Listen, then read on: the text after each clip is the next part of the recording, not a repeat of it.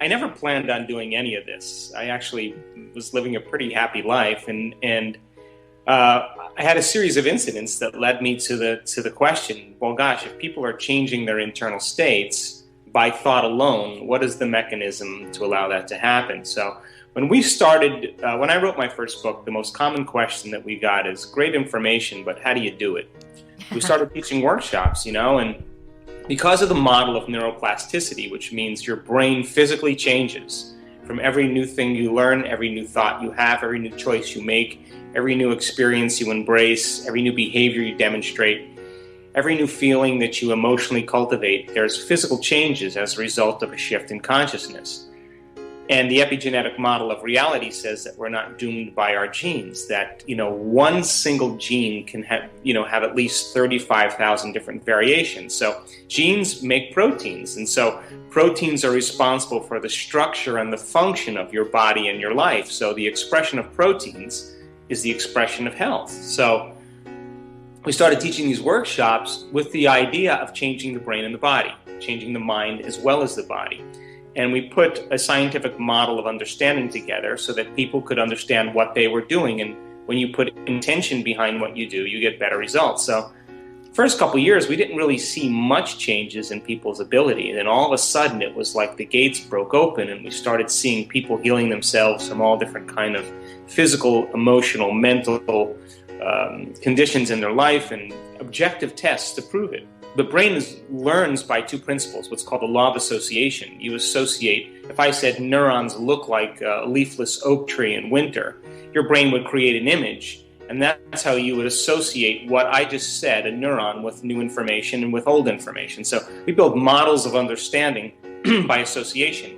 Repetition then reinforces the circuitry in your brain, and if you do that enough times, the law of association, the law of repetition, creates a neurological network. And a neural network is just gangs of neurons that have fired and wired together to form a community of neurosynaptic connections that are related to an idea, a thought, a concept, a memory, a skill, whatever.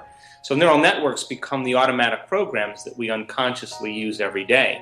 So to develop a new neural network then means that you're going to install the hardware in your brain to use so that when you walk out into your life, you have the circuitry in place to be able to get your mind and body working together. Your brain is wired to reflect everything you know in your past. Every place where one neuron connects with another neuron is called a memory. So you have trillions of connections in your brain based on the people you know, the places you've lived, the things you've done, the experiences you have, the things you own, the pets you've lived with at different times in your life. So your brain is an artifact from the past. It's a record. So then you think about 60 to 70,000 thoughts in one day. Out of those 60 to 70,000 thoughts that you think in one day, 90% of those thoughts are the same thoughts as the day before. So the same thoughts lead to the same choices. The same choices create the same behaviors. The same behaviors produce the same experiences. The same experiences cultivate the same emotions. And the same emotions then drive our same thoughts. And that's called an identity. That's our personality. So then most people's personalities are built on memories from the past. So if you're thinking the same thoughts, performing the same actions, and living by the same emotions, then you're viewing your life from the past, through the lens of the past. Right. Now, if feelings and emotions are the end product of past experiences, and you're living by the same feelings and emotions every single day, then two things are true. Number one, nothing new is happening in your life. And number two, those feelings, if they're driving the same thoughts, then you're thinking in the past. Right. So then we tend to edit out reality based on the circuitry in the brain. Now, thoughts are the language of the brain, and feelings are the language of the body. So then the way we think and feel creates a state of being. Then for the most part, we're viewing reality both neurologically and conditioned emotionally in the body through the past. Now, this becomes the challenge because when a person wants to create a new future or change something about their future, their state of being is literally in the past. Now, their body is their unconscious mind, and it does not know the difference between an experience in their life that creates an emotion and an emotion that we fabricate by thought alone. So the same familiar emotion The body's believing it's living in the same past experience 24 hours a day, 7 days a week, 365 days a year. Now, this is really the process of change, because then we have to literally free ourselves from the chains of the past, and that creates a little discomfort.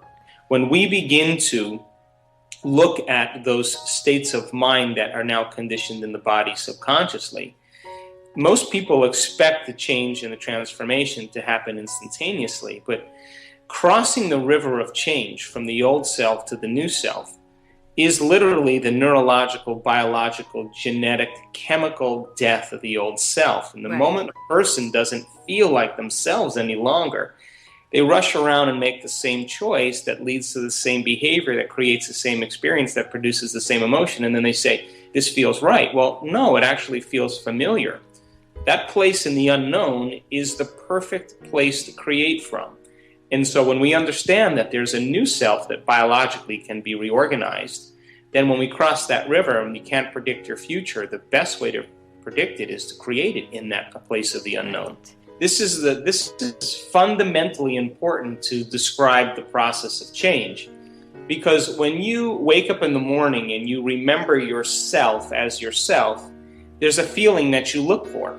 And the moment you get in touch with that feeling will drive a set of thoughts that will lead to a set of automatic programs, or your body goes on autopilot, and you function pretty much from that state.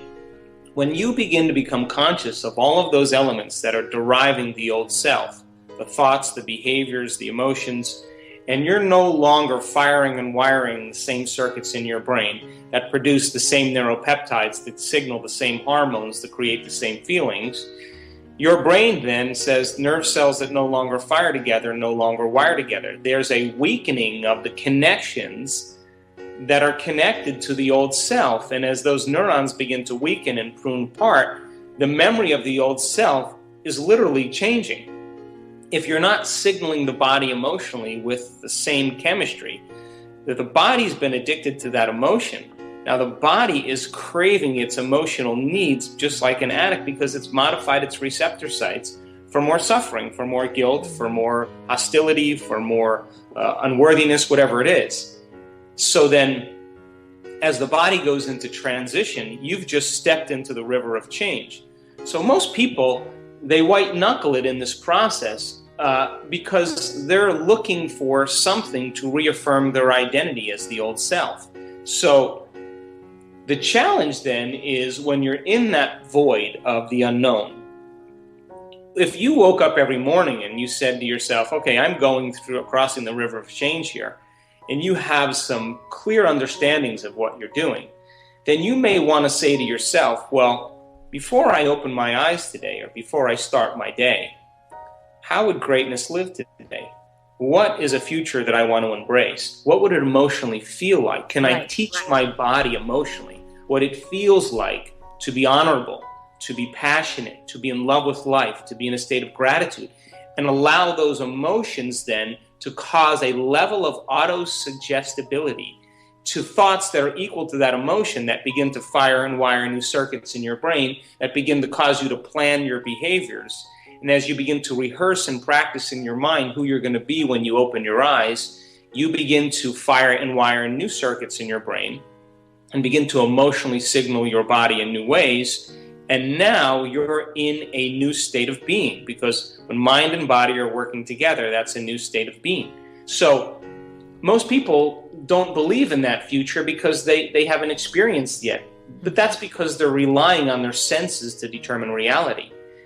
The quantum model of reality is beyond the senses. It's an immaterial understanding that transcends the body, transcends the conditions in your environment, and transcends time. Now, we have all the biological and neurological machinery to make this happen. But when most people are going through the process of change, they're white-knuckling it, waiting for relief. But my message is, if you can unfire and unwire and uncondition your body, then why not refire and rewire, so that now as you begin to every day remind yourself of who you no longer want to be, and then remind yourself of who you do want to be, there will be biological changes in your brain and body, so they're no longer living in the past. They're now living in the future.